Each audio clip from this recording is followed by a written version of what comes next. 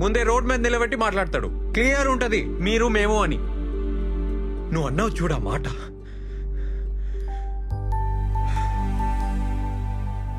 మంచిగా చూపించినావు. నువ్వు అవసరం లేదు, నువ్వు నాకేం అవసరం లేదు. చెయ్యి.